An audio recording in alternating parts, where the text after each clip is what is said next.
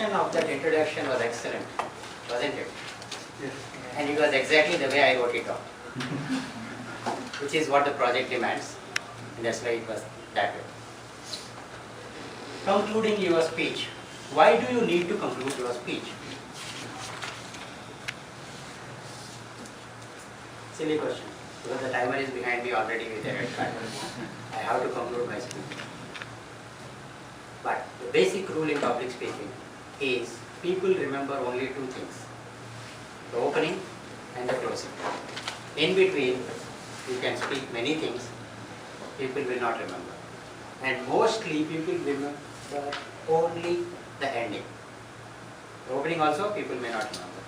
That is why it is very important that you focus on what your conclusion is and leave it at a high. Take them to a crescendo and leave the audience there so that they will remember you for that. Criteria for successful conclusions. Achieve a sense of closure.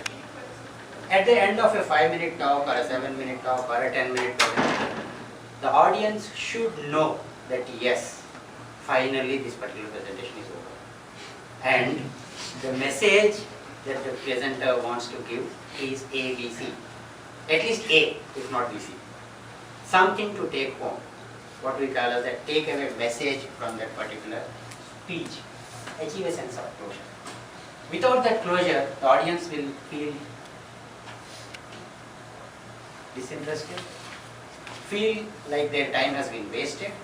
They don't know what the presenter wanted to convey.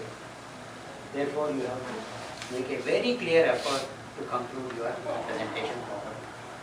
Make an impact. How do you make an impact? There are many ways to make an impact. By a very specific closure. You can act out a drama, you can use certain quotations. You can leave people wondering what to think. Make them think. How much time do you take? 5 to 10% of the entire speech time.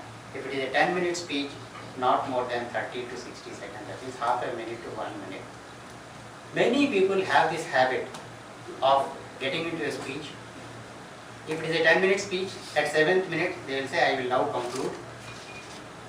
They will go on for 10 minutes, 11 minutes, 12 minutes, and they don't end. So what happens is the impact of the closure is lost. The closure has to be a very definite planned activity where people know, yes, the person is actually beginning to close now. I can expect for some summary happening. ABC points will be reiterated, reinforced, and then audience will be persuaded, requested to think something, and then the closure happens properly. That is why the time limit has to be set, 5 to 10% of the total time available. What are the closing techniques? Use a quotation. For example, if I am talking about a subject, global warming, I have done a whole lot of talking for about 6 minutes. I want to close it in the last half minute. One way of my closing could be saying, the earth has enough resources to meet every man's need, but not every man's greed. So said Mahatma Gandhi. I can close it. The purpose of that closure being, please understand, the resources are limited. We have to use them very purposefully. And also you can close with a quotation saying, we don't leave the earth as a legacy to our next generations, but we are holding that as a, what do you say? Borrowing it from the next generation. Leave them with a particular quotation which is simple and relevant to the topic. Sometimes people have the tendency to use quotations because they are good. And a very battered and beaten to earth quotation is, 1,000-mile journey begins with a single step. How many of you have heard it enough and more times? Enough, more. I am sick and tired of hearing that, probably using that also. Because it's a relevant quotation, but sometimes it can be overused. So, one of the caveat, one of the rules is don't use very totally misused or abused quotations. Take something very relevant to that. What does a quotation do? It adds authority Excuse me, I am not talking, it's Mahatma Gandhi saying. You might not listen to me, but you better listen to Mahatma Gandhi. That is the power of a quotation. That is why every speaker, even if a very senior speaker is speaking, they will use some quotations. Because you are adding authority to whatever you are saying. Amuse the listeners. 80% of the job is done by simply being there. Who said that? Somebody called Woody Allen. You be there and the job is done. That is very relevant to Toastmasters. If you are in a meeting, that means you are already growing. You are already learning. Not by doing, just by observing. You can amuse the listeners. Dramatize your speech. In the same quotation, in the same speech about global warming, I can dramatize the whole thing by saying at the end of the speech, please ask all your friends in Mumbai and Chennai to come back to interior of the country, interior cities, before 2015. Ladies and gentlemen, because those two cities are going to disappear under sea. Or, please ask them to participate in reducing global warming. Dramatize the end. Closing techniques. Tell a short story or an anecdote. Best thing is a personal story. I like one short story. Once upon a time, when my son was this much, one of the uncles walked into the house and asked him a very simple, straightforward question. What's your father's name? Which father? Simple. Which father? It so happened that he just joined a missionary school. The principal there happened to be Father XYZ. Now he had no doubt about asking that question, which father? You can imagine what happened to that person at the other end of the question. I use that story to highlight the importance of particular words in the context. The word father for the visitor meant a very clear message. This is the typical question that we ask the children. What's your father's name? What's your mother's name? He expected a straightforward answer. He got a straightforward question back. The importance is, I use this story to tell people to understand communication, how it works. It's not really what you mean. Communication is the result that you get. You know the NLP definition of communications is the result you get. It's not what you say. You can use such short stories. They're good at it. Develop the story quickly. In this example, how quick was the story developed? 2 sentences. The story development happened. Make it short. You are not going to drag it. You only have 30 seconds to 1 minute to conclude. So, make it short. Reinforce your message. I reinforce. Communication is important. Don't take it for granted. You may be saying something, but that may be understood totally differently by somebody else. Take care of that. Call for action. Clearly explain what action the audience should take. Like, if somebody is delivering a speech on ultraviolet rays and harmfulness, how they are affecting us, and in the end he says, be cool, stay cool, join me. Thank you. What was the message that came out? Use safe goggles. People may think that these are style. I would have said all that earlier. I am only focusing on the end. Why? At this point when I put on the goggles and leave the audience, what is the message I am giving the audience? I haven't said anything about using the goggles, but the message is clear. I am using them, I am benefiting. Please use them. Thank you. Ask a rhetorical question. What is a rhetorical question? A question that is asked for the sake of priming up your thoughts, making you think, not answer. I am not going to wait for the answer. That is a rhetorical question. Example, can we afford to do this? Can we afford not to do this? I don't want answers from you. I am only asking you. Similarly, can you afford to have all your friends disappear under the sea?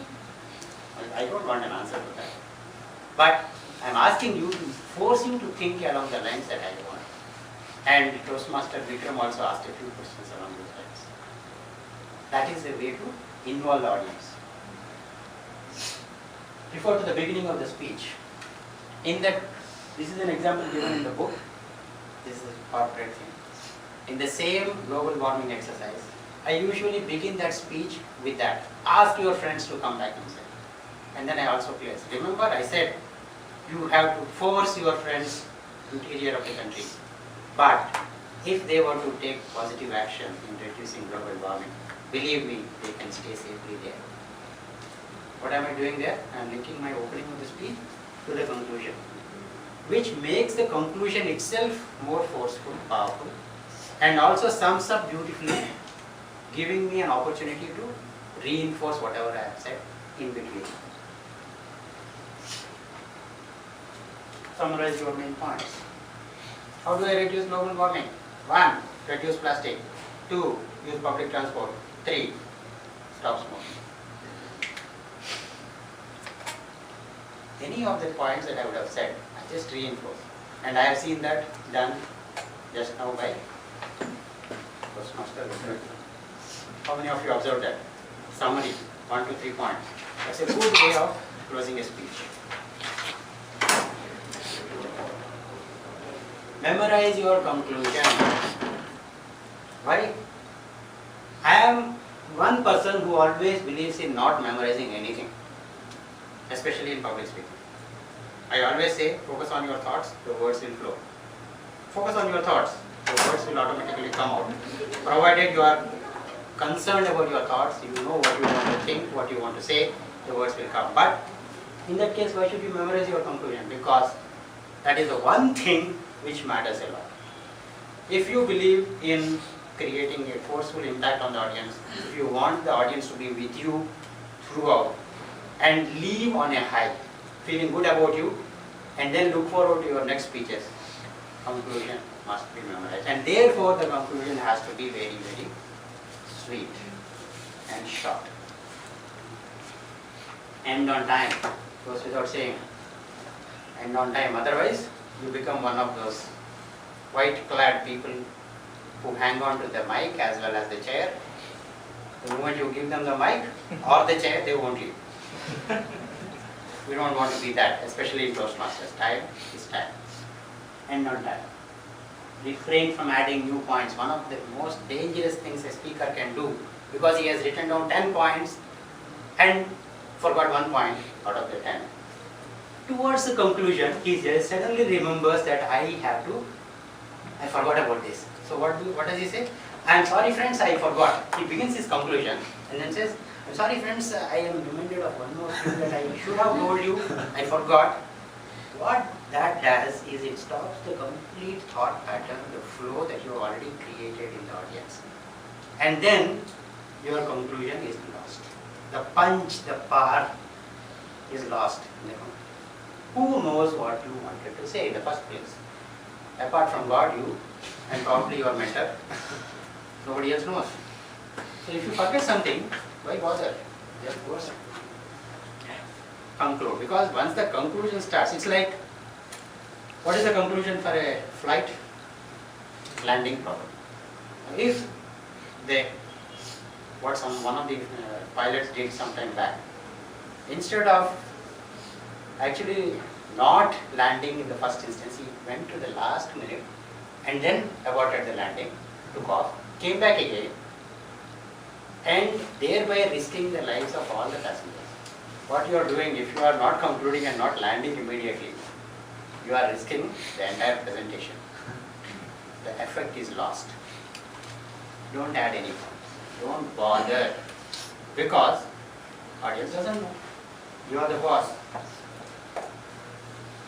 Great is the art of beginning, but greater is the art of ending. Somebody has already put it. That is called this, what? Stealing the lunch. Anyway, it happens in public speaking. I still have about a minute or two. Any questions? Yeah, just one idea that came to my mind when you said dramatize. What is your opinion on things like what Khrushchev did in UN, right? Took out a shoe and started hitting the table. One is, would you recommend that for settings like ours, for a public speaking event? Because not all of us are Khrushchev. And second, to what extent can the speaker go? Well, it works. The answer to both is the same. We follow the same logic of being sensitive to the audience. Being sensitive to the audience. In this audience, because of the rapport I built, probably I can get away with removing my shoe and doing something. Probably. Because we know each other, the expectations are clear that I won't be doing something insensitive. But if it is a totally strange audience, you have to err on the positive side. When in doubt, don't do. Simple. When in doubt, don't do something which you might feel will hurt the sentiments of even one person in this room. Don't do. To conclude, practice conclusions better than the beginning of the body. To conclude, practice culminations better than the opening of the body speech. Back to the question.